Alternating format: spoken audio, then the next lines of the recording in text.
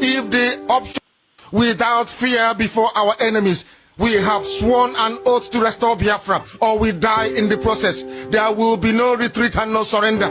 If the option they give to us is to seek our restoration by violence, every living thing living in the zoo will be destroyed. All the animals will be destroyed. It's a promise and a pledge we are making to them.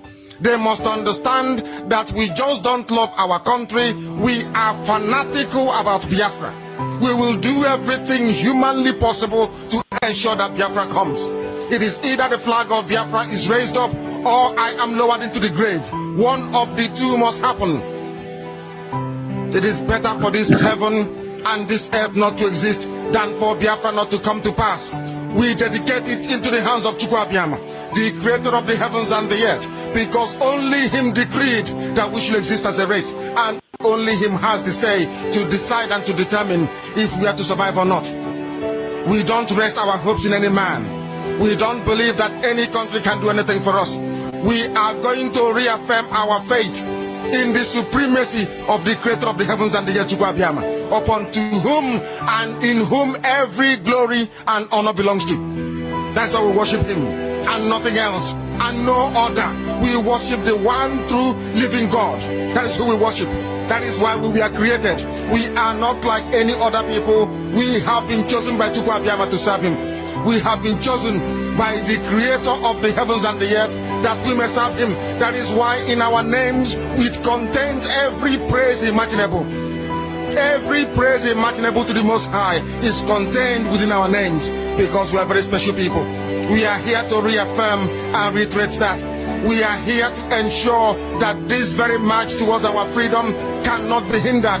Any obstacle on our way, real or imagined, man or woman, adult or child, anything it is, once you are an impediment to the restoration of the sovereignty of Biafra, you will be destroyed completely and totally, in every way imaginable. We do not forgive. There is no forgiveness in our dictionary. We are here to ensure that the death of 3.5 million people is not forgotten. It is to them that I owe every ounce of loyalty and obligation. They are not here to offer any advice or to ask us to forgive Gowon. They are not here to ask us to forgive Haruna. They are not here to ask us to forgive the Yoruba people and the Awolowo family. The reason why we exist is to ensure that their memory, that they can never ever be forgotten, that their memory will linger on forever, that as long as man walks this earth, this world will remember the 3.5 million people that they killed, men and women that did nothing, children that were innocent. Their only crime is to be blessed by God.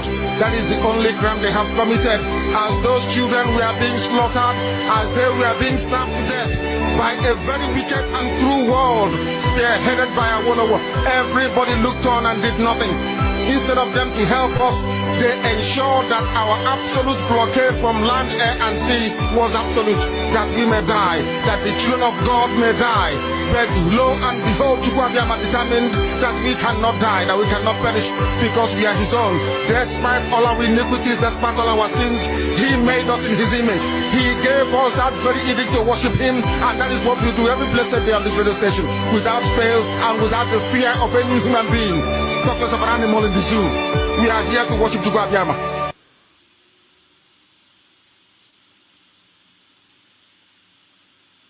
Our unyielding song. I stand forged, and I will not apologize about it. I am a Biafran, born from the blooded soil of Nigerians, where cries of freedom pierced the heavens, and the famine became our unyielding song. I stand forged in fire, a descendant of warriors who would rather die on their feet than live on their knees. I am Igbo. I am spirit. I am still, and I will not apologize for it. They came for us with blockades, with hunger as a weapon, yet we turned cassava peels into meals and built dreams out of despair. Do you know what it means to fight the sky for rain, to whisper prayers into parched earth and still find a harvest? We are the children of descendants of the sun, baked hard, unbroken, and bold. They called us rebels, said our cries for justice was treason. But how do you silence the heart that beats with the rhythm of rebellion?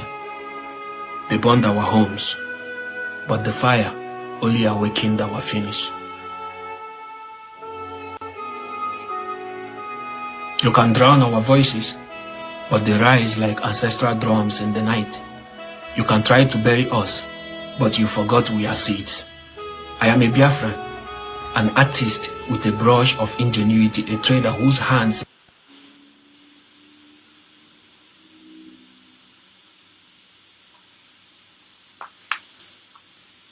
n'olili dike onye ụlọ dị involve gbakata ụlọ isi mgba na onye jidere bụ isi ọ bụrụ na agha si n'ụlọ dị dike na ana ụfọdụ dike amana ọ kwefula agha ezinụlọ olie na ọtụtụ dike kwefula agha obodo oligo ọtụtụ dike maka ajụla ese onye unu agbala ama na-esoghị agha ezinụlọ agha enyi gị dị involve to betray you. Oh, ya kam ji ajụ gị onye ka gị na ya so onye ka gị na ya kwụ onye gị na ya so na onye gị na ya kwụ dị very very important because ọ bụrụ na onye gị na ya so wụrụ onye gị na ya so emie and decision ya wụ to pull you down ema anata n'oge o nwere ndị gị na ha nọ na the same team nọ the same company nọ na the same business mbọ ha na-agba ụdị ị ga-esi n'akpụ ka ha wee shine ya because ibido mewe ọfụma ọ gawala ọtụtụ n'ime ha na-eche na ịkọvala ha na imere ha overshadow by then competition adị ha chọwa ụzọ ha ga-esi wepụta hụ na ha kọọ gị ọgwụ ọba galụ ha chọwa ụzọ ha ga-esi ruminate gị oke naa n'ike ka ewepụ gị final ọ ya ka m ji si na onye nọ na chi eso na agha adịghị gbanụ mbọ ka ịdị ike na mmụọ dị ike na ife ka ndị enigwe nwe ike ịgbara gị ama ife gbara gị ama mmụọ ọkwụna ya ka o ji si that iron sharpens Zion don't neglect the gathering of breeding. O nwere ihe ime emenwu mana ọ bụrụ na aka Chukwu dị ya ndị gị na ha na-eme ihe mmụọ nwere ike ịgba ama na nke egosi gị because ka ị na-enwe aṅụrị nwere onye ọ na-ewe iwe mana o nwere onye na-afụ gị mgbe ị na-ata afụfụ n'ọwụ na the star manifest ya obi elu ụfọdụ enyi ụfọdụ achọwa ka ị daa n'ike echiche Chukwu dị iche n'ebe echiche mmadụ nọ echiche mmadụ abụkwana ha echiche Chukwu onye ka gị na ya kwụ onye ka ị na-akọrọ ihe onye ka ị na-agwa ya success agwago gị time with that number half na your plan ọka mma na ha hụ result ha hụ plan gị ha nwere ike ịkwụsị ya obi jọrọ ndị mmadụ njọ ụfọdụ na-ajụ ka ihe ị ga-eji nọ na position ka ihe ọ ga-eji lụlụ iyi ha chezozie na Chukwu awụlọ mmadụ in the sense that God na-ebuli gị enu nwanne kwụrụ n'akụkụ Chukwu back yourself up talk less ka ihe mmụọ emere na mmụọ wụrụ ihe ga-apụta ife n'ife obi adịkwọ ndị mmadụ mma ahụhụ na-erie n'ọtụtụ dike ajọ na-edunago ọtụtụ dike ọ ya ka m ji ajụ gị onye ka gị na ya na-elike onye ka gị na ya sapụ maka okwu ike wụlọ okwu mmụọ wụlọ okwu ekwusi aṅụwa iyi mgbe ọ ga-adịghị ya.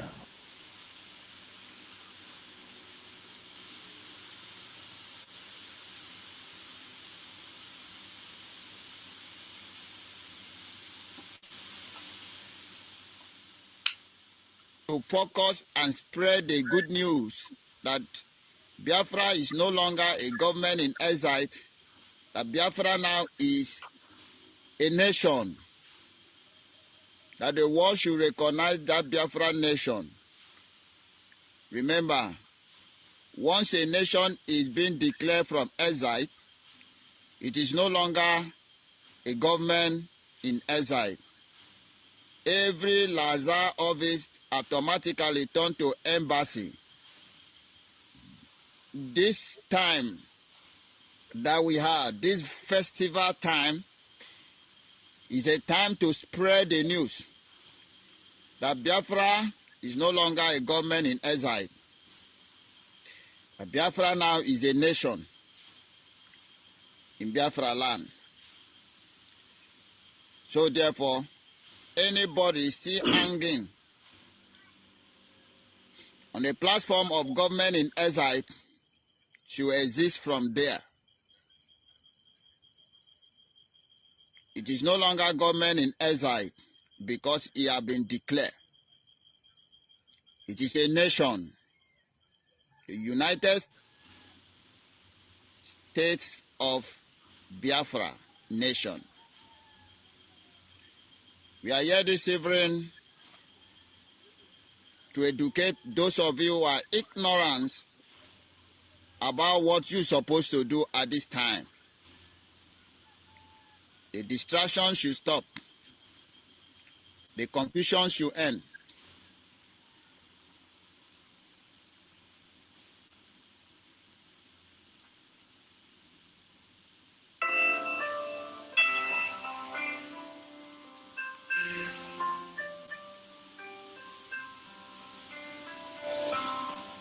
Land of the rising sun we love and cherish. Beloved homeland of our brave heroes. We must defend our lives, or we shall perish. We shall protect our hearts from all our foes. But if the prize is death for all we hold dear, and let us die without a shred of fear. How to be afraid, consecrated mission of fatherland. Peace be our soul and plate. Defending deed shall be our dedication. Spilling our blood will count our privilege. Now living standard which emboldened the free shall always be our flag of liberty. We shall emerge triumphant from this ordeal, and through the crucible unscared we'll pass. When we are poised, the wind of battle to yield, we shall remember this who died in mass. Then shall our trumpets peal the glorious song of victory. We score might and wrong. Oh God, protect us from dying in pitfall. Guide all our movements, lest we go astray.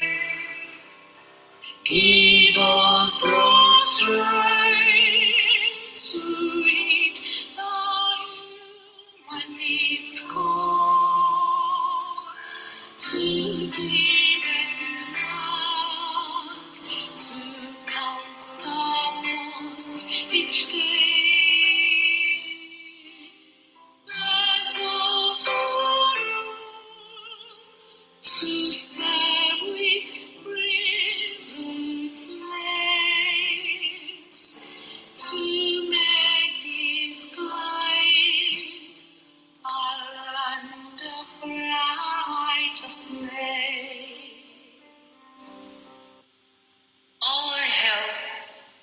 Biafra.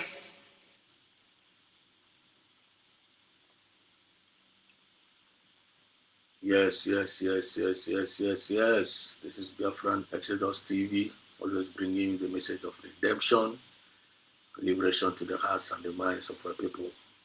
They will know lovers of freedom all over the world, genuine Biafrans all over the world. I greet you all. Maka mere unu niile, maka mere anyị niile, ndị mmiri ndụ azụ, and I wish each and every one of you. Brangaya gabula ya mana yela mbakuna ya nazo. Ogologo ndụ na ahụ ike ka I wish each and every one of us. You're all welcome. I see you. Obinna, Ubunna. Good evening. I see you, Charles, Moses, Akuma. I see you. Good evening, brother. Good evening, Biafrans, nice brother.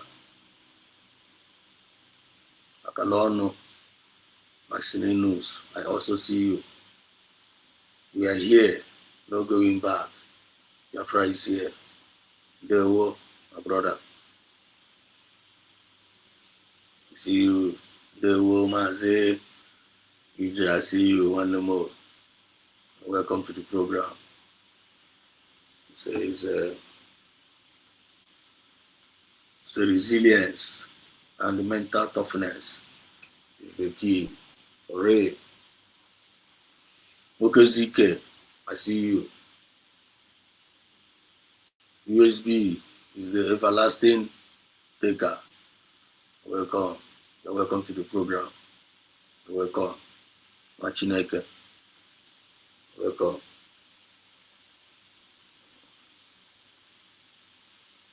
Also said USB is dominating. Yes. Yes, indeed. Yes, indeed.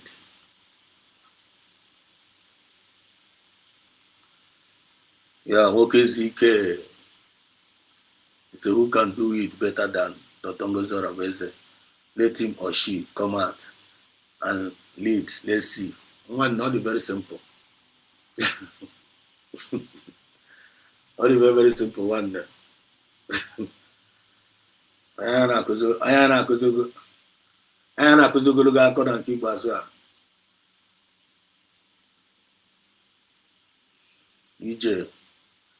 EJ said USB is prevailing.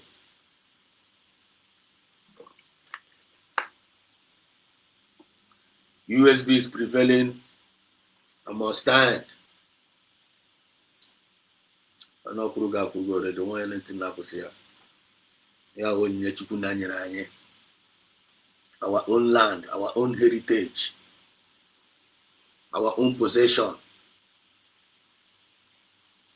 When again, that is God's gift. Let's me come and carry Chineke. Let go. Hear him out. Biafra will come. Biafra will come. Biafra will come. Biafra will come.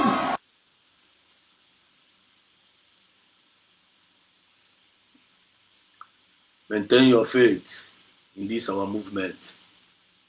You always be happy, independent. Yeah, just very short broadcast. I talk. I may not go just to keep ourselves informed based on our belief and our hope. We find a man. Makandana confused go wow. Whatever. Makandana confused go wow. And I don't think that nobody can confuse an umuife. Because we know what we want. And we are going to straighten what we want. With our hope, and with our belief, and with our faith. That's why we are the unstoppable, the unmovable, the unshakable. The spirit of mass in the Kalo Kayuma and Eso. And if you call yourself a Biafran and you are not following the spirit of mass in the Kalo, I want that Nema if you I want that not that person they deceive away.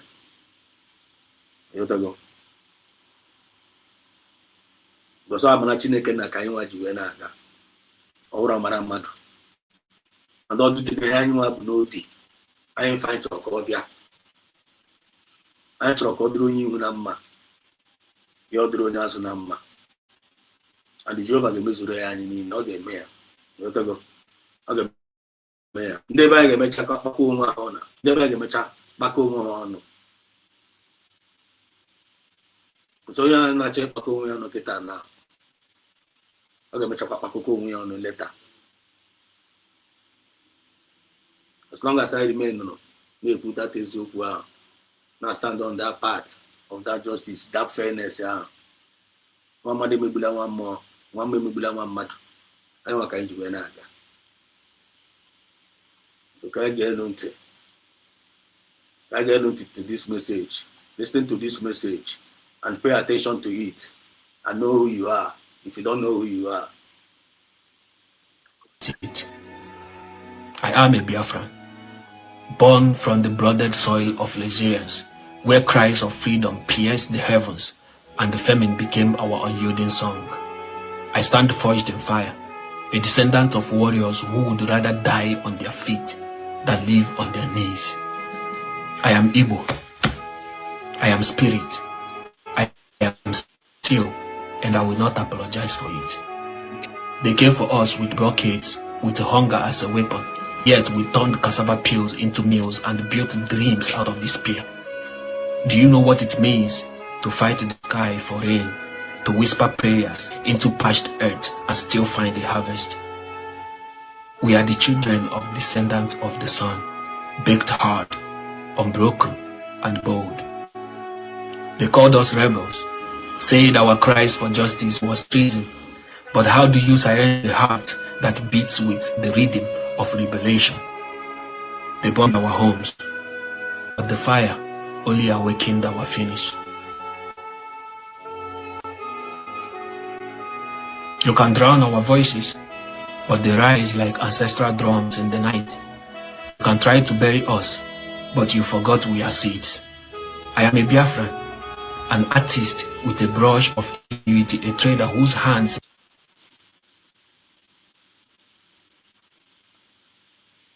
Now,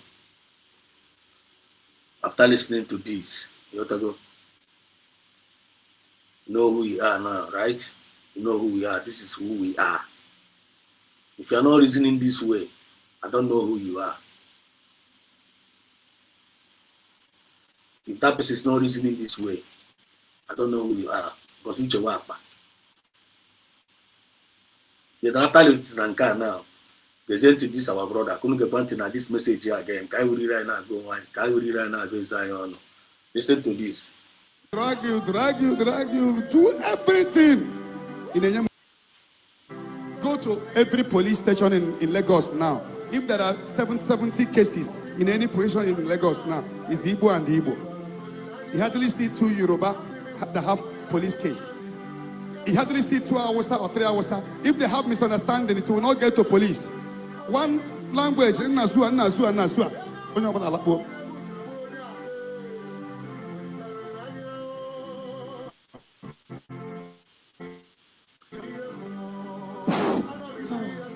Fellow Igbo will drag you, do everything. Are you feeding me? Do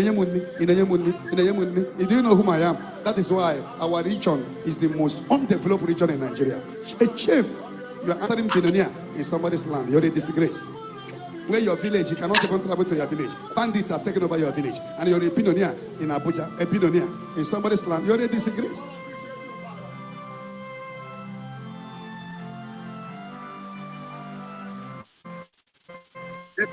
A billionaire. SND Igbo na Ghana, SND Igbo na Ethiopia, SND Igbo na America, SND Igbo na UK, SND Igbo na Lagos. But your village, bandits are there. Your village, there is no road. Your village, there is no light. You're a disgrace. You don't know the meaning of being a billionaire. Anything you have that your people are not benefiting, you have not started.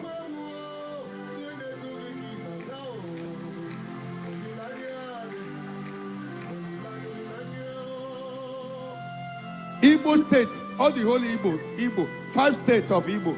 Only that 5 states. It's not up to Niger state as a whole. Niger State as a state is more than the whole Southeast. What does it take you to bring some of your investment home? You tell me there is no this. No. When you bring it home, or this person bring it, before you know it, that place, there will be no room for bandits. Bandits cannot operate if there is houses and development. Bandits will always operate if there is no development. They will always operate in the bush. What does it take for Igbo billionaires to turn Southeast present day Dubai?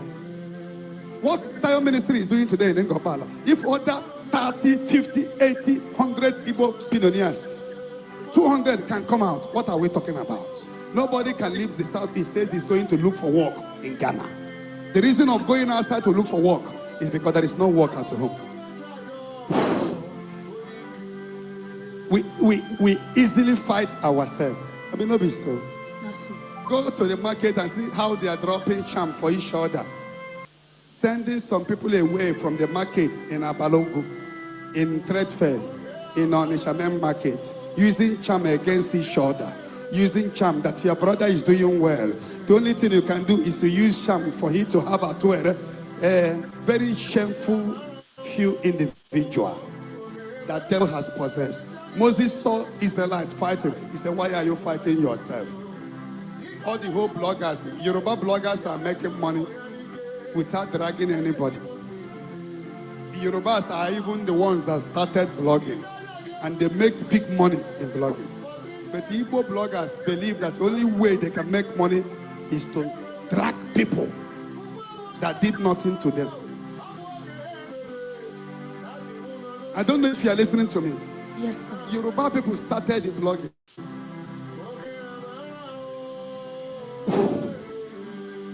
That is the problem of Ndibo. Amen. Fighting themselves where they are in the cage.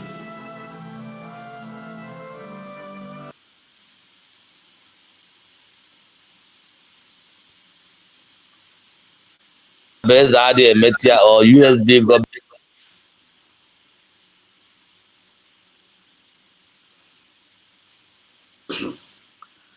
Now, after listening to that,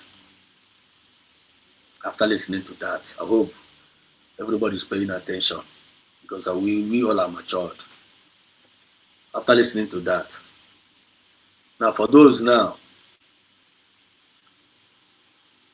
this only of us supposed name is apply conscience name apply conscience here, because we all are one. I want we both Biafrans, I want Wolf, and then I want go government to get now USB. Today now Kita now is an independent month, 29th. But when I want in the line Kita now, not goes on a base, Chineke na Yusuria, and as some other genuine Biafrans, they declared Biafra in Finland. And I say, Ndiro, and Ebusaya, and we all Germany, and Ebusaya, and we genuine Biafrans. Yeah, Wesimba. We believe in fairness, we believe in equity and justice, and we believe in progress. And I want to for never one I want. The same spirit for never Mazana and Carlo. The same spirit for never PM Samne Pano. I've got the same spirit and Calf for never Yawano. I say I want to know. One more, maybe them one more, and one more, maybe them one matter. So for those that are accusing her, this message is for you from this one of the genuine Biafrans. Listen. Based on the media or USB government the media. Ya mee nke ya ka anyị fụ. Ọ na ha jụrụ ke one thing Ngozi Orabaeze mepụtagoro. Ha ga-afụ ya. Because Bible say not the impossible for a carnal man to understand the things of spirit. Biafra is a spirit. Ọ bụrụ ihe a na-eme gbara ihe a na-eji akpa obi eme ọ ihe ji. Biafra is a spirit, and before you can follow the spirit of Biafra, you must be in the spirit to know what Ngozi Orabaeze is doing. Let me tell you, number one, Ngozi Orabaeze declared Biafra on 29th of November. Can you do it? The answer is no. Ngodo Arabeze is gathering what Ogenkere have destroyed. Try to rebuild again. Can you do it? The answer is no. Ngodo Arabeze is trying again to bring the Biafran that you people have confused with fall back, that the Oranjo destroying, with all your criminal gang destroying and they destroying with our movement. Ngodo Arabeze is trying to rebuild it, And let me tell you, Simon said, I is different, Nnamdi Kanu is different. Ojukwu is different, Nnamdi Kanu is different. Simon is different. Ngodo Arabeze will be different. If you people, Ogenkere and his gangster, did not put sand to our movement, we could have been a Biafran land by now. So when you want to point accusing finger, you will point accusing finger on the Ogenkere and his gangsters of fallback. So Ngodo Arabeze is like when the bulldozer have dig the ground finish, then grader will come and begin to grade it, smoothen it. So don't expect Ngodo Arabeze to begin to do woto promise.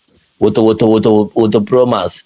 Ọ ga-eji nwayọ wee grade everything or the pure and good. International community will recognize our government like the best. Mgbe ọ ga-akụ Nigeria hit, that time o seticha na everything. Akọ Nigeria ma na akọ Nigeria. Akọ the zoo government ama na akọ the zoo government. Ọ bụ apụtara etu mpao lekwe nke anyị natara ha, lekwe nke anyị natara n'ụbọchị nke taa. Ewerezie Biafran struggle as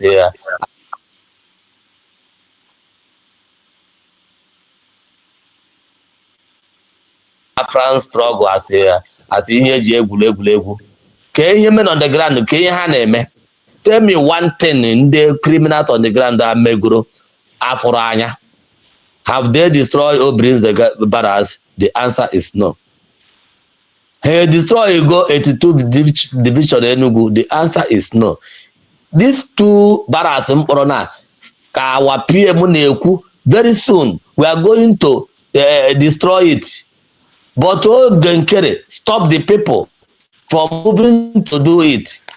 And they stop the opportunity ha wanted to attack those barracks, and now they are just on the road.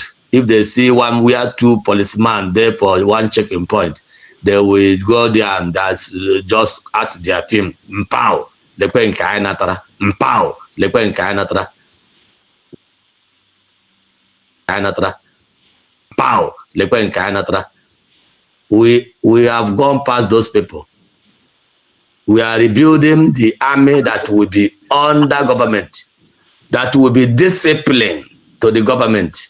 Ngodo Arabeze, the government of Biafra, USB, have decentralized our security. Each state, go to your state. Yes.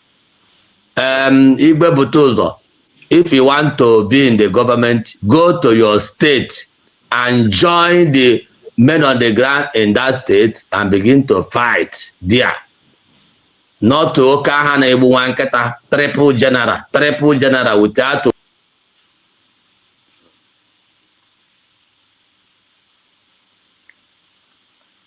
Unanuga God self-explanatory. Then you have your comment section, you have your own thought. Because we Genubia France, and on fairness, equity, and justice, and this is democracy, pure democracy. I want to USB representative. You have to go. And result on a bottom where Yabanaka and a genuine and you have remember, we have remember. You have to go. Onye ga-afụcha ebe a na-arụ agwụ, ebe a na-echi ọzọ, onye nwe agawa ebe a na-arụ agwụ, a na-akọ ya akọ. So just like I said, it's going to be a short broadcast because very soon and the USB they're coming online. The USB, Dr. Ngozoro is a DPM and the cabinet, they're coming online for a program. So very soon they're going to come online. So this is going to be a short broadcast. But this message is very, very simple. And by this time, when you're is watching Nigeria, now we all are matured. We all know what is good. We all know what is bad. Then all of us need an age of an accountability. When it was so much. So when you feel former, listen to your email for man. Nkabasage. You go. If you're going for just no encourage you to do name. Nkambasoronya. But also I go my. You go. When you man aso, you so ni ikwe. Me man aso, and you destroy ya pataya. Very soon mas na nkalo gaputa. And very soon PM gaputa. So all this leka and na ba leka to come and dent the name of Masina Nkalo, you know go work. You know go work. So the amateur leka have no forever because he can't dent an innocent man. He can't dent them now. The result, they don't want her there. They are taught for us, we thought for good. They are taught for us, we thought for peace and to bring us to an expected end. Yeah, who taught Masina Nkalo now? And not taught to Chineke. The same thought who taught to PM Samanepa and not taught to Chineke. So all I came to the thought, I don't want to be able to. That means that you are a devil, you are a demon. And the fire of God will burn you down. Because I know a woman. Our own duty with that now. Everybody fight for darkness. I need to light there. Just a minute. Our own war. Everybody fight for darkness. And I ain't got any light. I'm not fools up.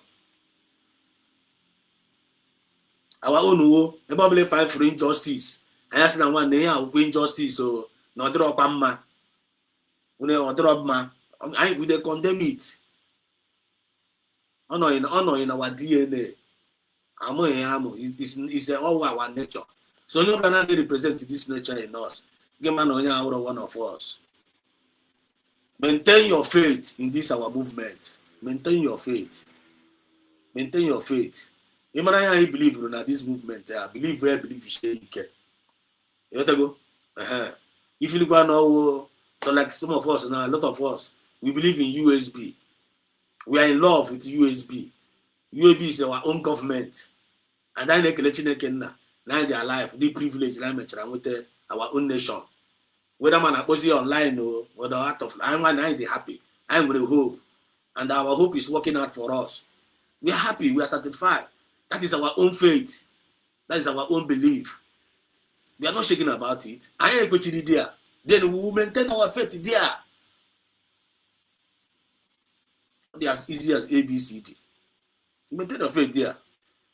Then it's in a USB adrogma. No brigi. The game ma. I want to recognize it. After that, I Finland, God declare chapa USB. He's passing the USB adrogma. No brigi. Kagema. No fallback. Kagema. One, that is your own faith.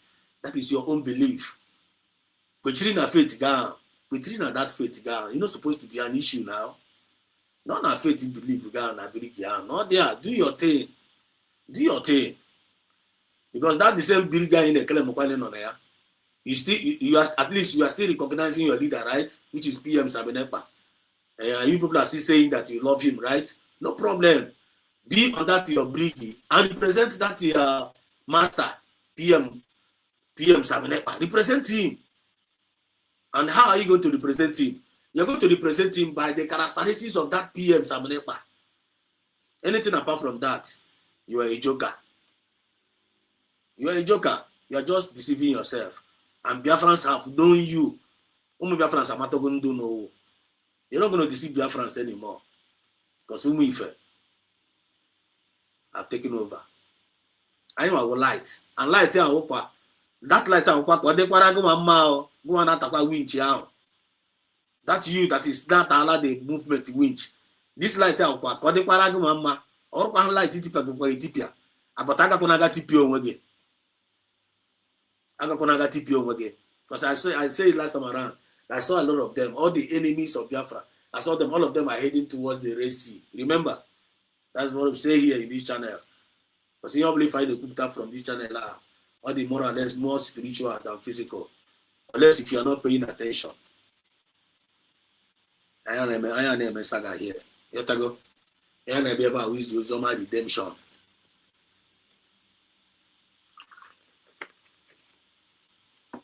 You know, use redemption and liberation to the hearts and the minds of our people. For them, we put until, for them, we put conscience, and for them, we put self-discipline, and for them, we put moral decency. Under respect yourself, I respect myself. Can you respect your wine? Can you find a job? Go by anything apart from that, I can't drop fire. Assume if that is my own belief, that is my own faith, and I must maintain that faith. Maintain here by the special grace of Chukwu Kabiama. He said. So I don't need to be entertained by the spirit of discouragement. I don't need to be entertained by the spirit of manipulations. I don't need to be entertained by the spirit of all those their propagandas and their blackmail. Knowing fully well, I know who I am, which I've already played here. Knowing fully well, I know who I am. Knowing fully well that I am covenant with Baba Chuku. I don't put a I have not get progress, and that's what we are fighting for, and that's what we are hoping for, and that is what our instinct goes. Because as a man thinking in his heart, so easy. Never put China. And the Chuku Nabi leaders. But yes, I leaders are now by in nature, no, you're trying to over there. All we need is to pray for them, support them, encourage them, and represent them according to their heartbeat. Oh, we are leader, we are leader. But you are not representing the heartbeat of that your leader. Who are you trying to deceive? You are only deceiving yourself, not that your leader. Are we communicating? I hope you guys are getting the point. You are only deceiving yourself, not that your leader.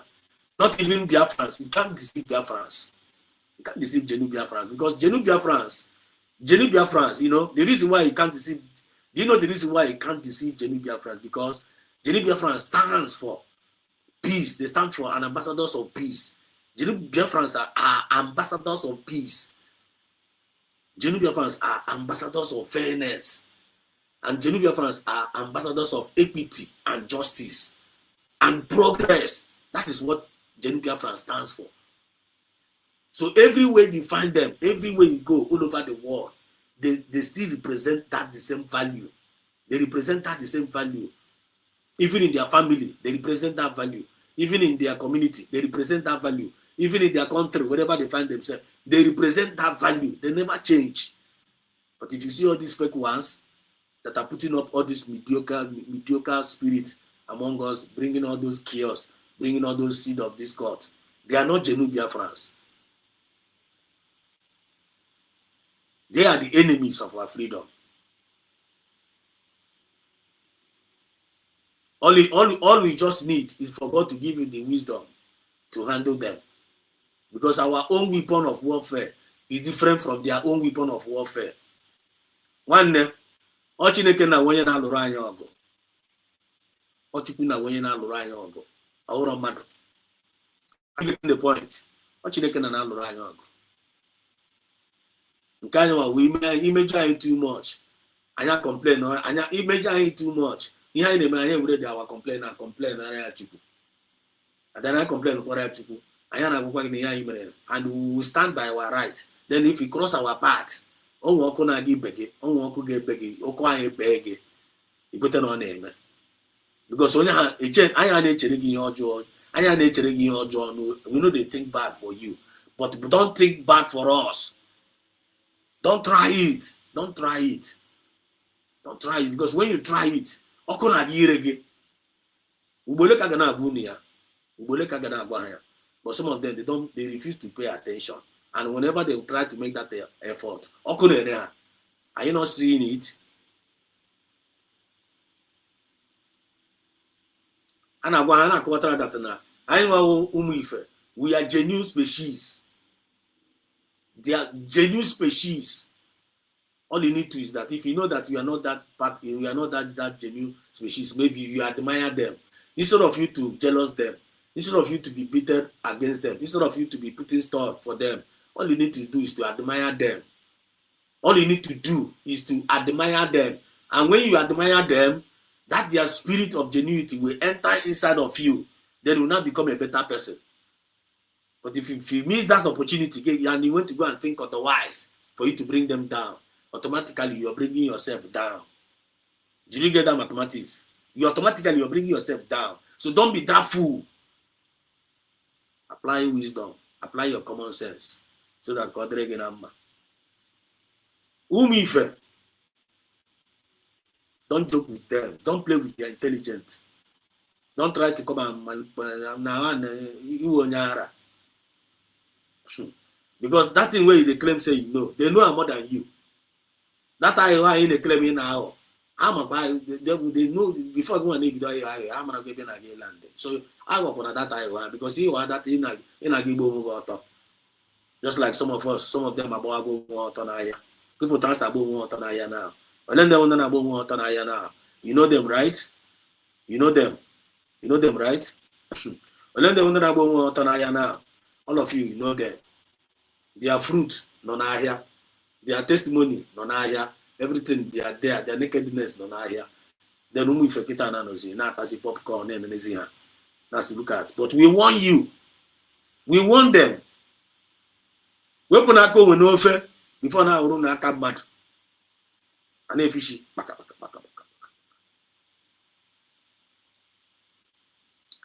Tatangazara be Fulani, or about Fulani in the morning, or about Fulani in the afternoon, or about Fulani in the evening.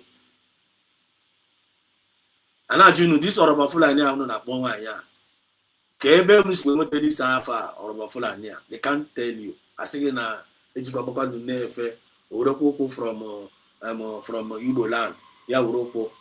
Okay, we had a lot of stories, man. And now you make us really take us story here. And we just listen to them. Eh? Uroko, we say about Uga from there, Mutara Uga, and I go.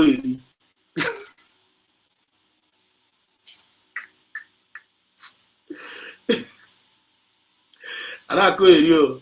And I joined that one here, won't cry himself. Now, I won't cry himself. You know, Trokai would have called and cry now. You know, Trokai would have met.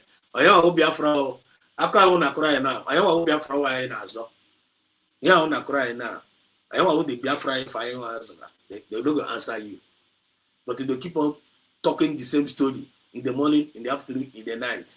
When they start going there one side, we check out all of them. We're doing a trash. And also na trash there now was put. Now lament say, man then I confess, man then I pretend, man then I damage control. Internet no nguroko. Umu fe driporo nwa focus. Driporo nwa genuine. Without no ahumbakase. Without one check one make you look around you. Then everybody make you just look around you. Everybody that believes in this USB, when you look at all of them, not Chanudo, check them. None of them have any of them all of them are relaxed. I didn't know Chanudo came to I'm going to peace. I didn't want to relax. But to check is in there and fight to see the USB. See, I believe in a USB. One, what is their testimony? Go to the Nanya media. Before that, say sweat. All of them are sweating. They sweat, they share young, now, and I buono. I need to side there, I need to the other side. In your way, I need to the other side. It goes on, I say, let me warn you. I'm going to show you. Well, Oh yeah, because mad people everywhere. Mad people. This is very, very funny. Now let me greet people that are in the comment section. Chris, Biafran song. So good evening, Biafrans. Yes, so say good evening, Biafrans. Yeah. As Ndiro, Ndiro, Ndiro. Nọ n'akwa. Okay. Ndiro nọ n'akwa. Nwanne ihe a na-eme na nke ikpeazụ a a na-emekwa gogo. A na-eme ihe a na-eme na nke ikpeazụ a sef. And a na-emekwa sef a na-emekwa the thing sef a na-anyịkwa m ọzọ.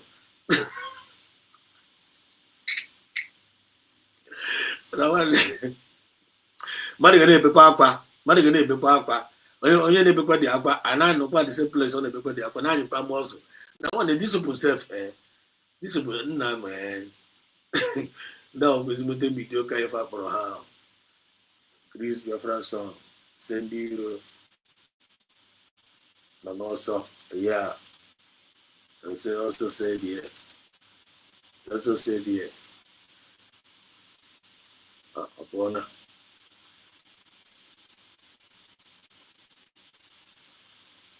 okay he said the enemies are crying, they are crying blood even.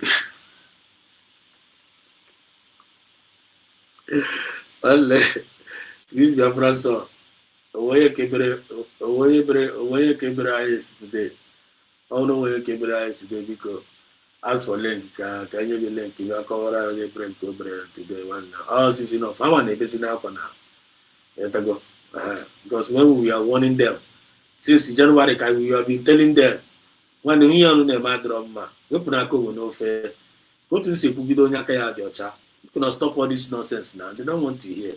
It's not the same one now. Noah na one kwa ndị mmadụ mgbe ahụ a na-achị Noah ọchị na-achị ya ọchị kefụra na anyị ma mechara anyị ma wụ Noah na. Are you guys getting the point?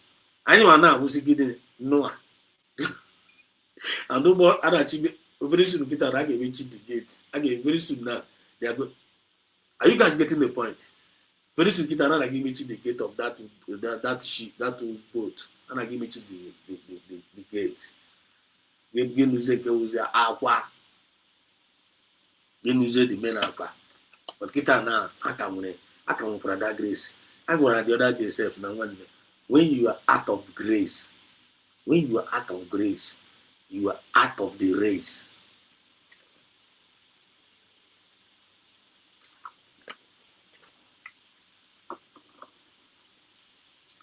When you are out of grace, you are out of the race. Quite kind of one a few days ago. But are they paying attention? Enough muscle. Even as we speak now, as we speak, Bam can I joy, Bam na joy, or can I go coconut in every single man.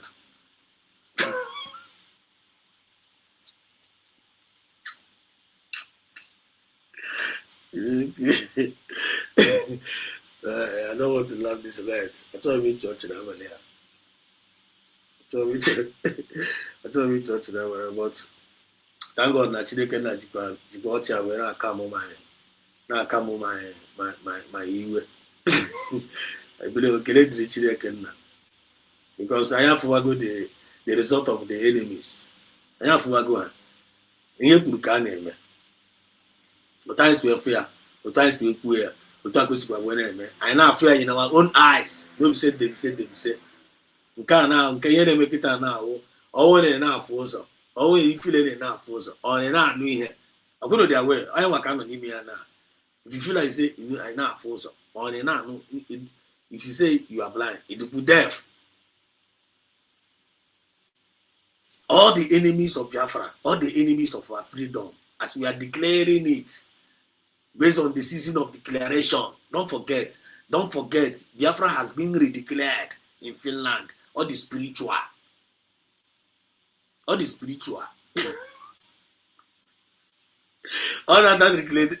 declaration now about the kingdom of darkness. You people are not getting the point. You people only that's what I with this revelation. Child, I'm back here. Actually, Akachine Kenna, Obinigwe, the in charge of this our movement. Oh, we written script.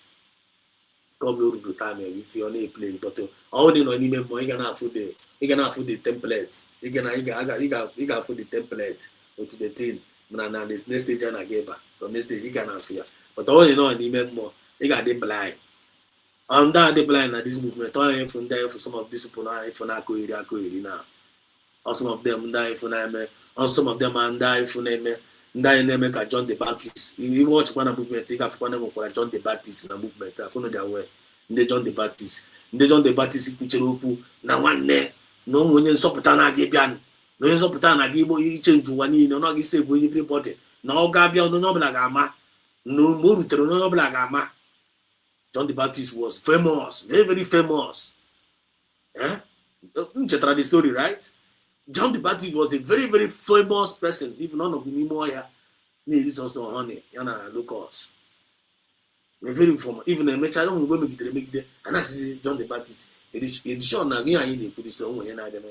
Edition of Wuro Gua and a Pupias no Edition of Wuro Gua and a grand investment. No, John the Baptist still persists. Say yes, no Wuro, no Yanga, still yet.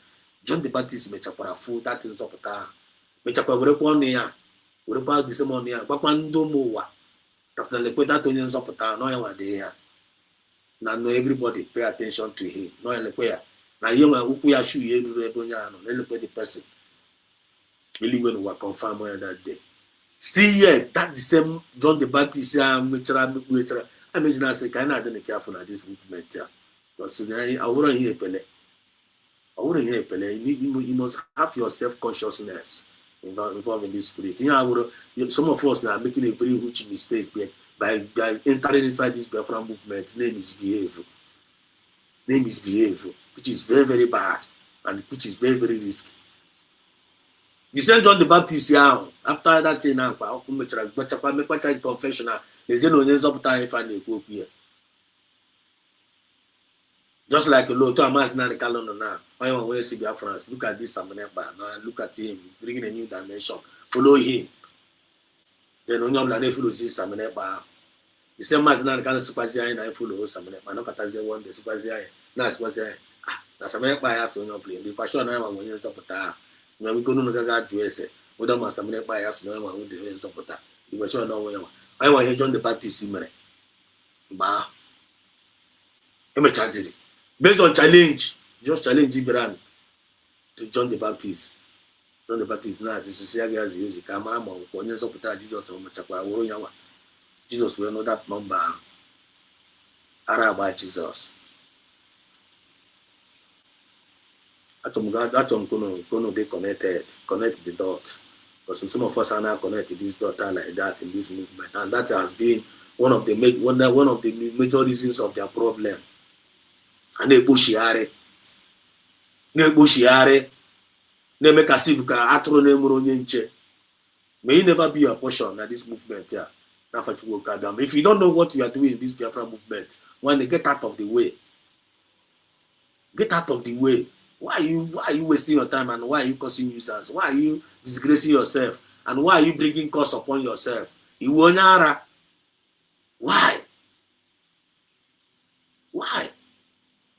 You gotta go one day, you gotta sit you down. See now one day, this thing why they do self. Waiting you gain. You know what you gain and I am going to lose it. Do you reason? Do you compare and contrast? You keep on lying every day. And the more you keep on lying, the more you are being disgraced, the more you are being exposed, the more you are being talking rubbish. And still yet, you are not seeing the sign. You are not seeing the hate from the people. You are not reading people's comments. You are not seeing in one the game no way Kogo now. Only way Kogo. And still yet, the same person and I in the name of damage control, can't convince you. Only cannot convince you. Their story is there in the internet. Your fruit is there. Mkpụrụ emetara na retain nọ n'ihu gị na-elele gị anya n'ihu. The mkpụrụ emetara, mkpụrụ ọjọọ emetara is there in the internet. You are looking at it and we are looking at it, and they want us to come and trust you. Something is wrong in your memory. All we are just trying to do now is what we are doing is now is something that we are doing with act of love, an act of compassion to save even you.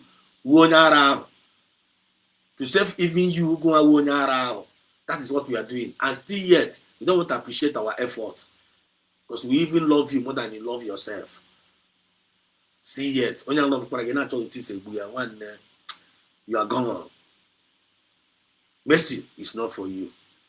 Mercy is not for you.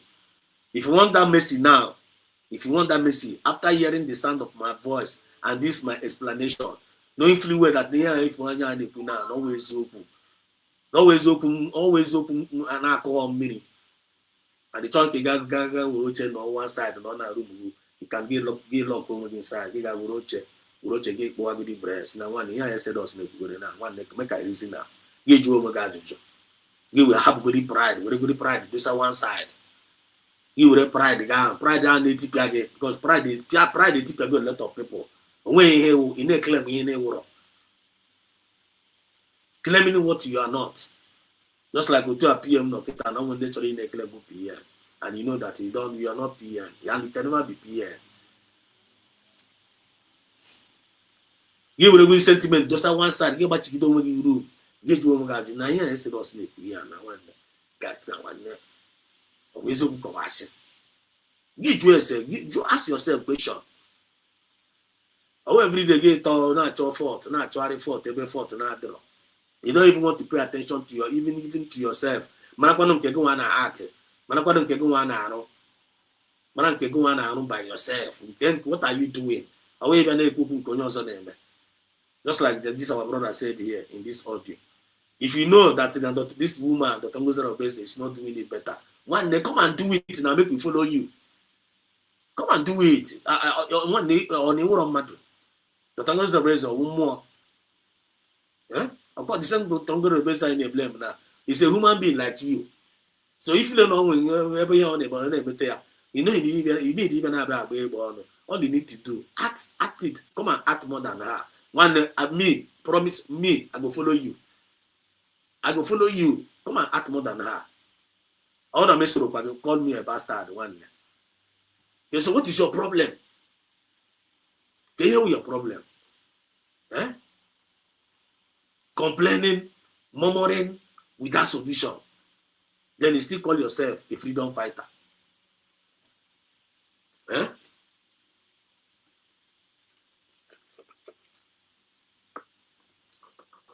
Onye mepe ọnụ ya gbazie gị, onye mepezi ọnụ ya gbazie gị dat na nwanne na ya nwa onye mepezi ọnụ ya gbazie gị na onye na ya nwa awụghị freedom fighter na ihe onye nwa na-eme unu na-eme analyze akparamagwa ọjọọ unu na-ebehave n'ịntanetị gasizi na onye awụzi content creator.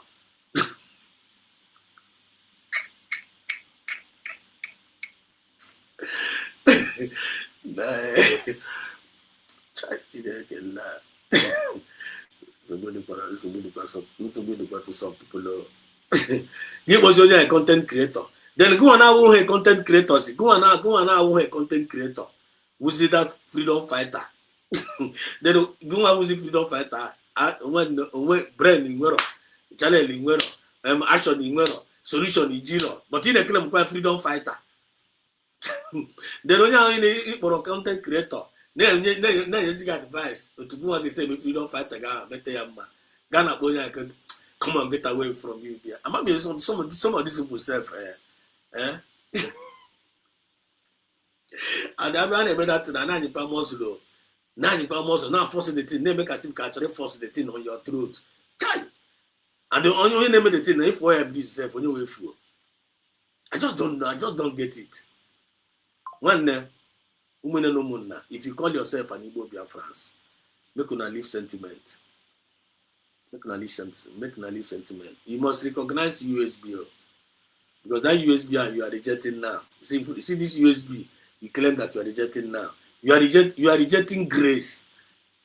ị na-reject grace na nwanne isi omebiri gị onye na-enye gị advice ya who is the person advising you not to recognize your own heritage mana enye gị advice na gị recognize para ị na-ege onye ahụ ntị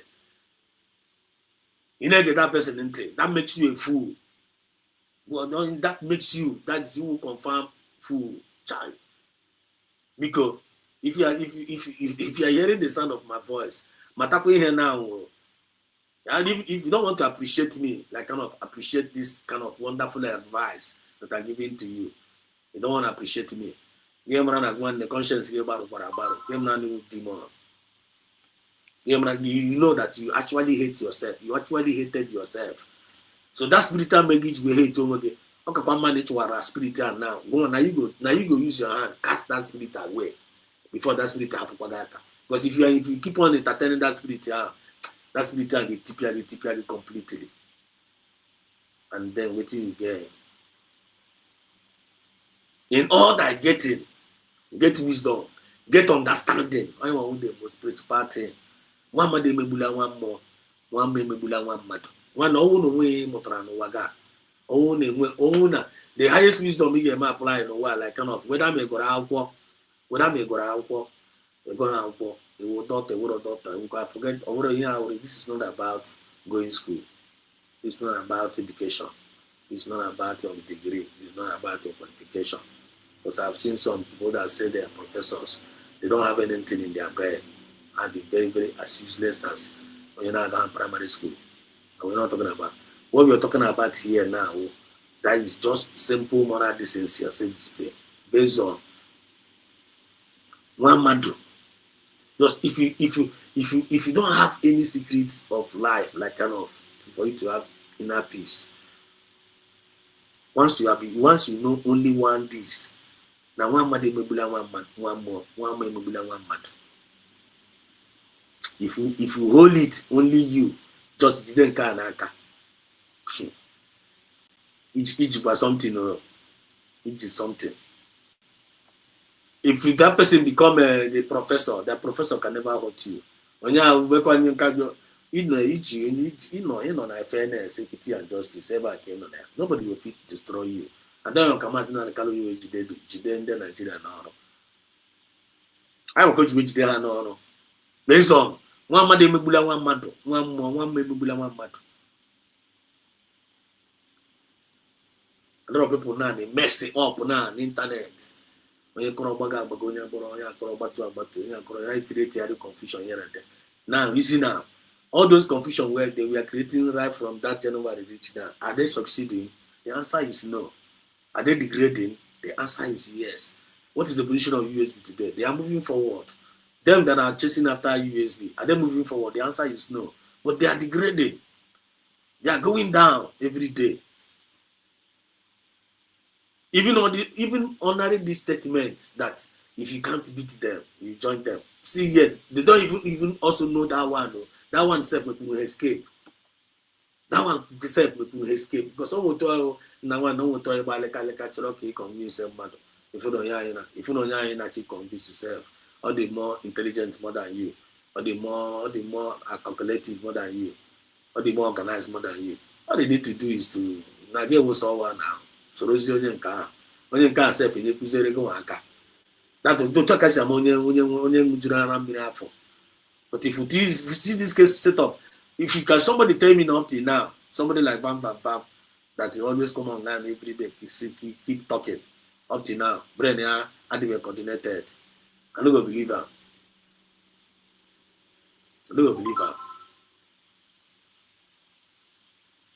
But we'll keep on trying our best. We'll keep on trying our best to make sure that when I save, and I will keep safe. Then I can more grace can continue if I name. So without wasting time now, I'm rounding it up. I don't come by this thing. You know what? I keep going because I want the latest updates. And this thing have caused a lot of some. They brought out this shenanigan on the internet. They will create a very big chaos among us. But to God be all the glory. Still yet the thing didn't sell. And after the thing did not sell, they are now having confusion among themselves. When they say AI, no one they don't. When they say that one they no be gentle Yahoo, no gentle Yahoo no do na AI. Ife na-agwa ha weda ọmọwụ AI ọ na ọwụrọ AI. Amami otogo ife na-agwa ha weda ọmọwụ AI na ọwụrọ AI. But for us, this is what we saw on the internet. That this guy gbagburu mmadụ ụmụ Igbo live and direct. And the voice ya, all voice ya dị ya. Then ọwụrụ voice ya. Then ọwụrụ voice ya. Ya pụtakwa bịa convince ụmụ Biafra na ọwụrụ ya na ihe ọwụ AI. But no, ihe a na-akọwawo mmadụ ahụ gara ga gbagbuo. Unu enweghị right ịgbagbu ụmụazị ahụ. Unu onweghị ihe masị na nke na-enye unu that right ahụ. Then PM Samara unu na-ekele mụ na unu na-respect ya. Onye hụ unu that right ahụ. And Mazi Nnamdi also did not give you people that because unu na-akpụ ya n'ọnụ si na ọ leader unu. Onwe mgbe leader unu dị eru unu so unu gaga gbagbu mụ n'unu. Onesima if only bad agenda unu nwere. Because you people want to dent the image of your leader, which is Obinigwe, no allow him happen. Spirit of Biafra, no allow him happen. Then we Genu Biafra, no allow him happen. Look at how you can't escape it. So you people should stop wasting your time if you are still in that category of bewitching USB. You can't bewitch USB. Every kiss will be taken equal USB. Do you know what Ndanda na wow. Ndandona to the elephant. Eh? We should stop all those things. You are hurting yourself. You are hurting yourself. You must come to your better on that. You must come to that USB because that USB and one way divine mandate. You will agree to everybody. If I'm gonna buy it, find a copy USB. If I'm gonna do Kambara. This some of them they don't get it. That time when you vote, say na USB, you vote. Now conference you enter that you have found your own nation. That now that nation in foundry. They got love here. You get cherish here. And that nation get cherish. No, we get betray here, and the nation get betray again. That is what you signed for. That is what you voted for. Referendum. Then you make us here. And actually, you want to remove yourself after that covenant. After that, your oath. Then after you do and finish, you will say you go get peace. One day you no go get peace. I want here if you never had it now. I need an abakrial. And I'm gonna abakrial and abakrial until they my about Bachana promised land. I'm about Bazena Resi. So me never.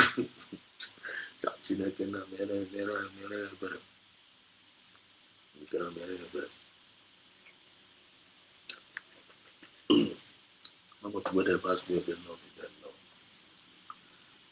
not try. So that's it. Can I play? Okay, let me read this comment. Comment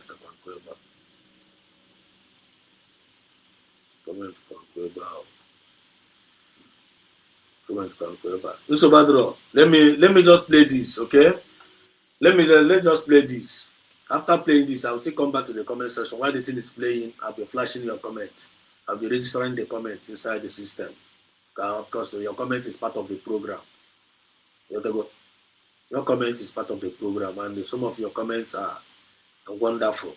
And it's not something that will, if you just write it, it just go just like that. No, because we are passing some of us are passing a very strong message in the comment section. So that comment section needs to be transported to the major TN screen here, so that those that are not seeing it today, they will see it tomorrow.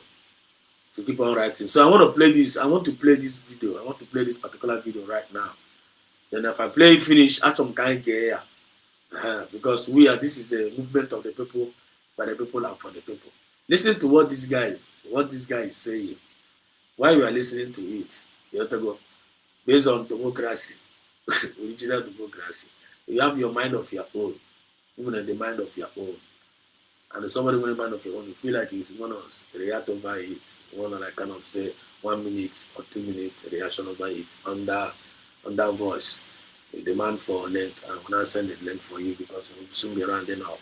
But meanwhile, listen to what this guy, the debunking of like kind of after the Biafrans are shouting to them, let them know that what you guys did is condemnable. you're not going to take it. I want to do you. I need an abakiriala. Now bakiriala. And there's no AI. The Gentle Yahoo cannot do this. Now they want to blackmail. They want to blackmail Gentle Yahoo. The same people are asking actually black Jesus on appetize. They wasn't no. I know how I'm in the thing. But now was the old video. Now was the old video. Then kita now, every house is not one for them to accept say na they do am. Then I not using that na say na support one, na support one. That's not one mere. No one mere. They deny no one mere. What are they going to say now? What are they going to say? Somebody like that one in church, or maybe some other people that said no, you understand?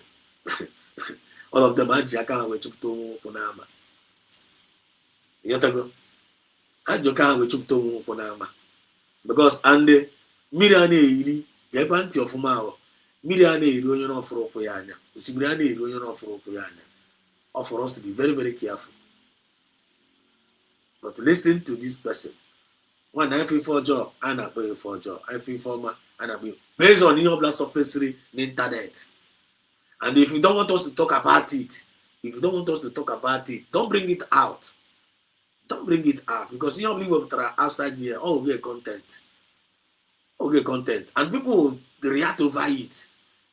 People must react over what you bring out in the internet. Everything you bring out in the internet is a content.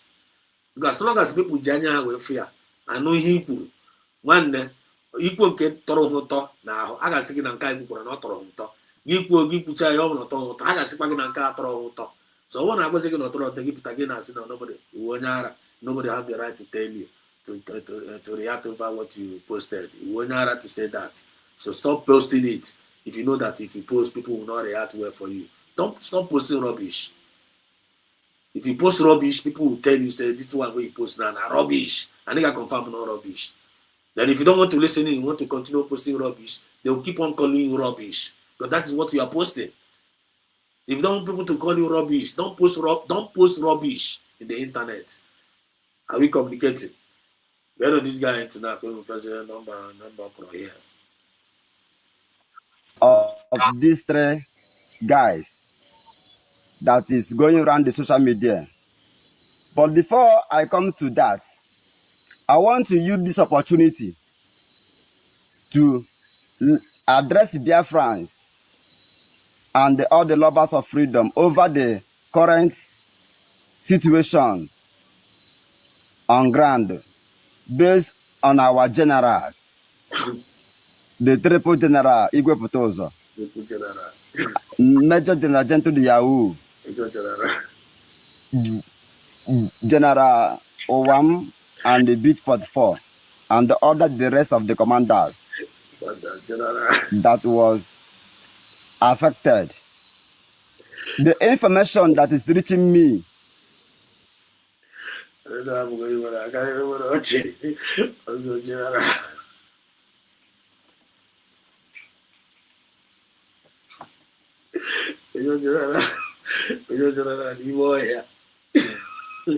the one this will self no. Thank God for grace. This thing over their health is that they were poisoned on the 15th of August 2025, and the information came to my location on the 16th of August 2025, and today is 27th of August 2025, and I am here to let Biafrans to know the condition of our generals. According to the information reaching to me this early morning, is that they were poisoned through the wine that was presented to them, and the substance that was added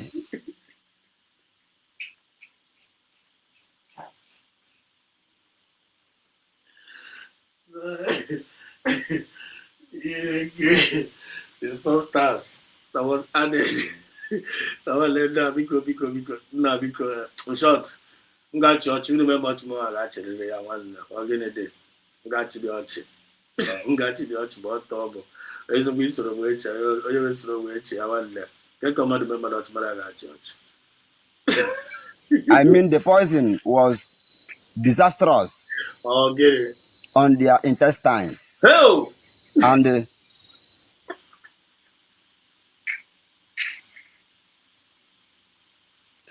But the test the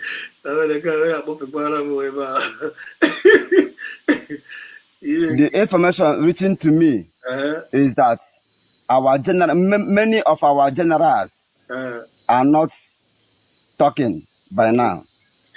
Many of them, most of them, are not yet speaking. We told this guy safe when that day I say it's only Ogekere. It's only Ogekere. That is the one that's taking care of chat. This is only day for Bana. This is day for Bana. Chat is day for na. Identifying yourself with Ogekere. Chai.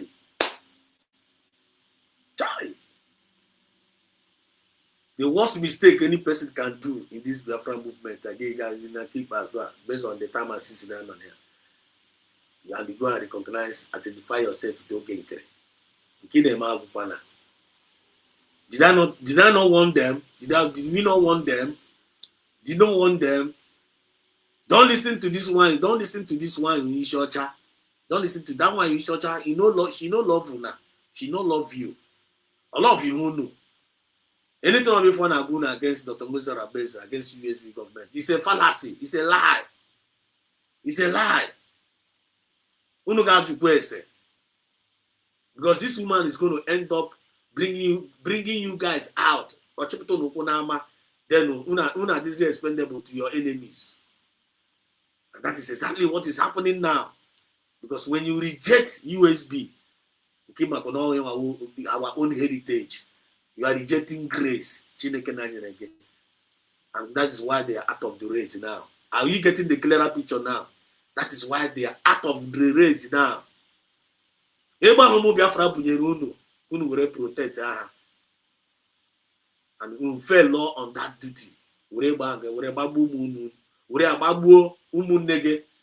TN na social media.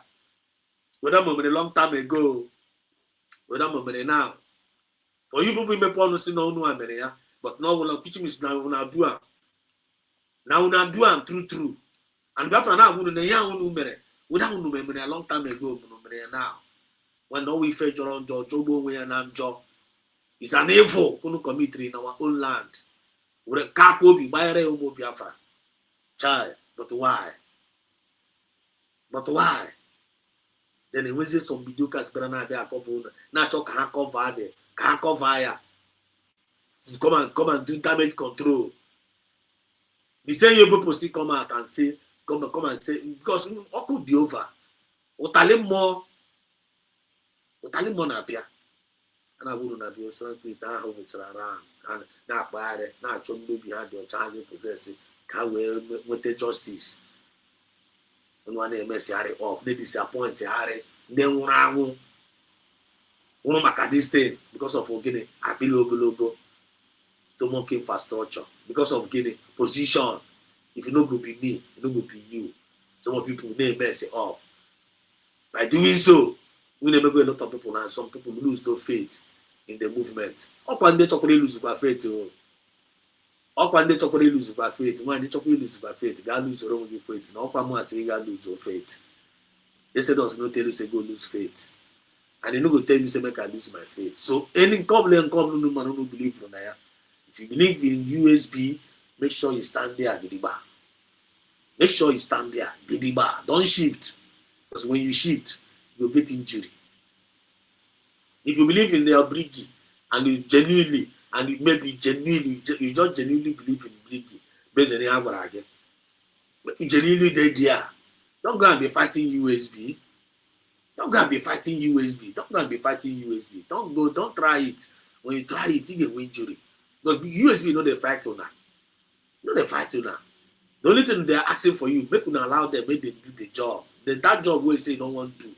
That job where una say una don't want to do for Biafra. USB want to do it. Allow them to do the job. The other people don't want them to do the job. That is the issue. And as you guys don't want to allow them to do the job, you guys are undermining truth. You guys are undermining truth. What do you call TV? Huh? TV say when you undermine truth, when you undermine the truth, there is a consequences of undermining that truth. And that consequences here now is happening now to those that undermined that truth. Are you not seeing it?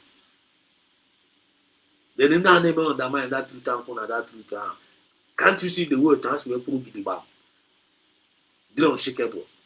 They're relax. You're not piece of winning. And each area if you think bad against them, how can I bargain our house? You're not feeling, you're not confirm, you're not go give me a name. But so when you join her nature got again. You know, now by the Kaki got TPO, you're not changing a guy. You won't. Just listen to this guy.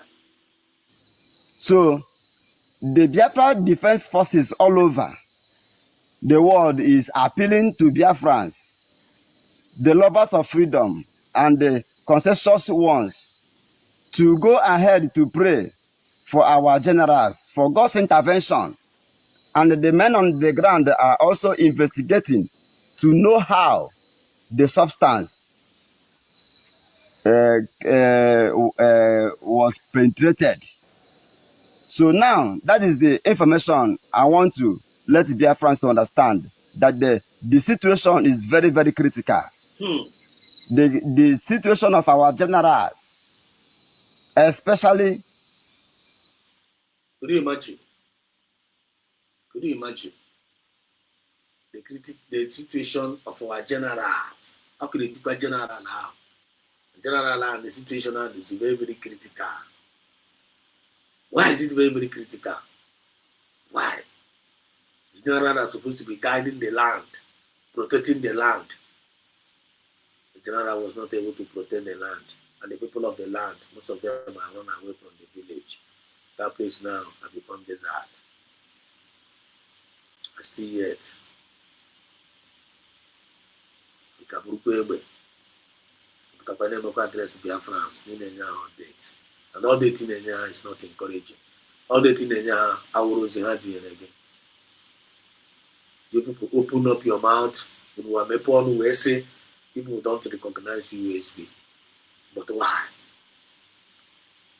But why?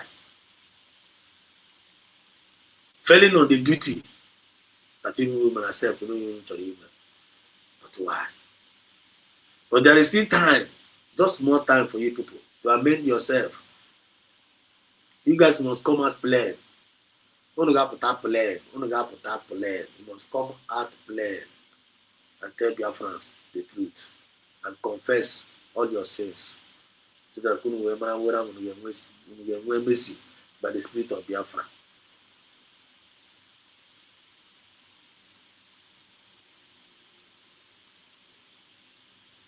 Biafra say only lie now. If you feel like you cannot nobody can oppose you people in your evil doing, you're making a very big mistake. If you now you go ya, Amado Leki you go one. Amado Leki you go. And see you go no blah blah. Amado Leki you go no. That is the question. So there is no sense there. Don't you people should just why don't you do now? Why don't you do? So that go fair baru no fair. One Nibure Besson my Biafra actually protect. One you are entering into a covenant. If I go covenant already, my Bible is not Biafra. You may pornable. You see, you want to defend your land, you want to defend your people. How can covenant came and bam?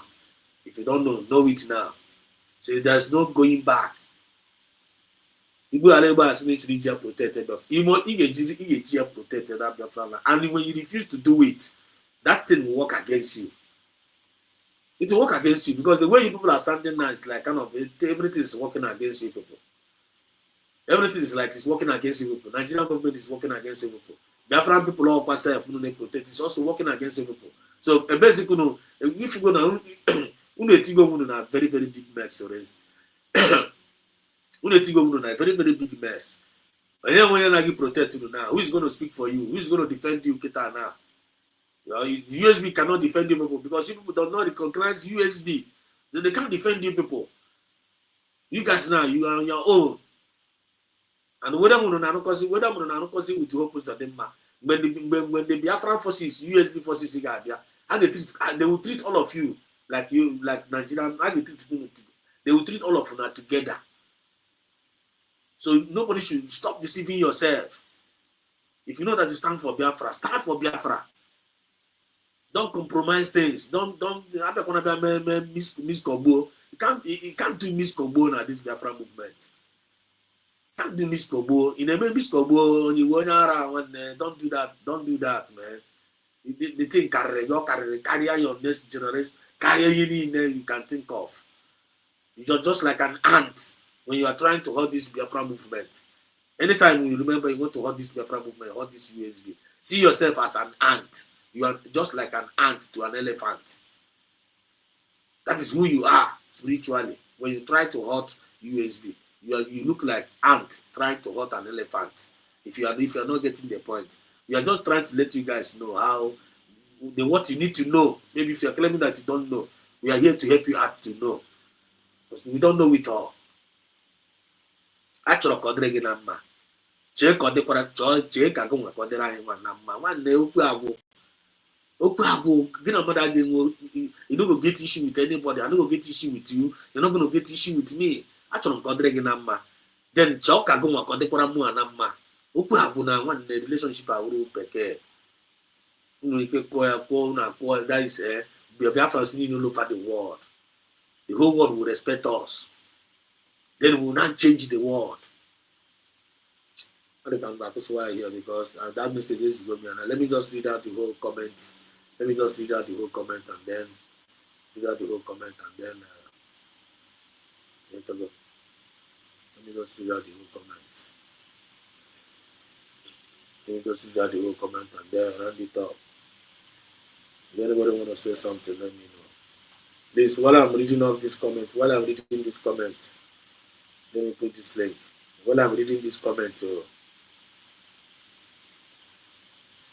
when I'm reading this comment out, please, if you wanna add a voice, if you wanna add a voice to what we have said here, then just click this link and enter and just add your voice.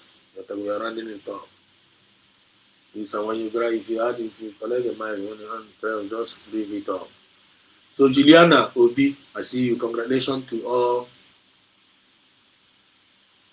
Excuse me.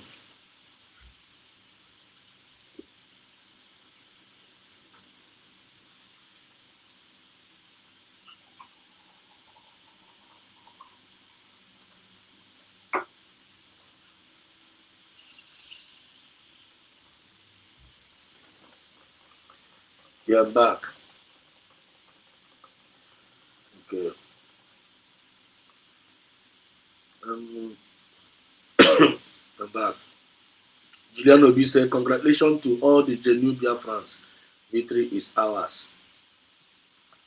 One of our sisters is on board. Let's bring her in. Can you hear me? Z. They will. Happy vacation. Happy vacation. Oh.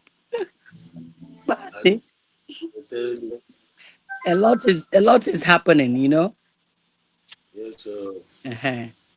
Emma, the last time I checked, he made a declaration. Him and I made a declaration now. I don't know if you remember. Yes. After that declaration, Eligweno you know. Here ni na emezi amazim kenge mazim emnezi esi that ejide, but I get aka from somewhere. Okay now that. Mazi much nwere ikwu imana everything basically, but it's just to shed more light about here about our USB because I know people USB. They don't force people on anything. We here force people, you know. Because ilanya is in the image as na like you're in a messy or you see yourself to be a quit and you decided to quit. Or them like a gun or one place. But ilanya when we finna be the kuezio or be the analysis or analyzing people be the kochawa USB because which USB na ha kocha your blah and they are not forcing anybody to be with them or to Yes. listen to them. But why why don't you go and mission ike? Why don't you go and do it very well? Oh, Oh, do it, sensitize it, do it in a big way that you can actually bring people to begin to listen to you. But madam. they won't do it, but rather ha no na castigate ihe onye na-eme ya na-emete ya. So that is the problem I know when I hear. Like Ilanya na USB, okay, all these big cars, all these luxury cars, like Ferrari, Bugatti, Maserati, all these Lamborghini, all these cars. Ilanya, they don't do commercials. Yes, Okay, sir. now sir, they don't do commercials. Each is who hagi geba na area. Okay, ma, Mm, Mazi, hold on. okay. So right. I'm still reading while we're still waiting for our sister to come on board. I'm still on the comment section. So George Okekefi Nandeba na Tobafa. So one love. SCB Bank. Mazi, Okay, you're back. right? Sorry about that. Am I gonna All right. mark? Right. So Yeah. like I was saying, Ilanya, Hebanere, all these luxury cars. They don't USB represent these luxury cars. We're not here to bargain or isigi biazukwa or igenyegi nkanya. No. USB represent those luxury cars. Ime buy no. We might name. You understand? Ikwete na di ihe a na-eme no yanwa. Gi sonye na ihe a na-eme. USB don't force nobody. That Yes. is the point I'm trying to make. We don't force nobody. We don't talk down on nobody. It's in a Yes, metekwe yes. of fumakwa. Ime share yikekwa. I chara gunozo. So don't quake yourself. You know what I'm saying? Ozugbo. Right. Ozugbo. Ozugbo. Uh-huh. Ozugbo. I chọrọ onye na-emete ya. I chọrọ onye na-emekarị onye metara ya mekarị ibe ya self. Right. Nwanne. Yeah. So the confidence, and we know what we're doing. We know USB knows what they're doing, or know what because we USB is the people, and the people is the USB. We know what we're doing. That's why we are so confident. High name. So funding our choya, I bet you they will go na because this is the light. USB Yes. is like the light, and you cannot. Oh yeah, that yeah now the fight between the light and darkness, and then when Madam. kata ka darkness machine talk anahako yako light. Okay, my here light light radiates, light clarifies, light illuminates, illuminati. It's light is about light. Light illuminates. That's what USB represents. And For these real. people not dark. Now darkness they don't want to be put on the radar because they want to be Yeah. on that in that darkness and be perpetuating evil. No me fair. Exactly. Oh, yeah, Exactly. man, no, they are afraid of leaving their place. Absolutely. This USB represent change. And so they are afraid of that change because actually no na darkness ne aurora afọ no kuchuku afọ stomach infrastructure. That's why they don't want to leave. They don't want to leave that place. Hano. Ni me darkness eba hano. They don't want to come out. USB represents light. Ọkwa witchcraft dị ya na ya nwere witchcraft na. Right. They don't want to come out though. And they don't want to come out. Ile go anya go when the test go go when the test go chana this USB now. They've tested this light. Somebody like okay, let me not mention them. They've tested it to have jump putakwa because they are not USB don't give there is no space. USB eliminates. And when ban is so and when USB now it eliminates, they radiate. USB radiates. So they can't hide to perpetuate their evil. Before you know, they'll jump out and say, here quit to go. The next thing they'll start to speak against what we're doing. You know what I'm saying? So Exactly. ndi do too ah. very soon. Or not very soon. Jam go, go issue already. You know what I'm saying? Exactly. So, but the thing is, we're not Umuife. We will have to continue to be mentally Maintain our tough. faith. Maintain Right, our faith. right. So we cannot, we will not let, we're not gonna let these people to subdue us because we are the light. And I make sure okay, it's always radiate. On how go, Ọ na-ere you know, self. If you want to off the right, light, they have to ere. yeah, right. And we can now force them. That is another thing. We don't force them. We don't force you to be among the light. If you want to remain in the darkness, it's okay, but be quiet over there because darkness is full of quietness. It's full of darkness. It's full of horror. It's full of evil. Remain there and be quiet. So the Exactly. light speaks, the light radiates. We speak, the light speaks. So let us to speak. But ịchụkwanụ na unu agaghị ekwe ka anyị ṅụrụ mmiri tọgbọ iko. I ga Oh, na-agba ihe ọhụụ na ọkụ n'isi. We always gonna put you on the radar. Unu agaghị ezu ike.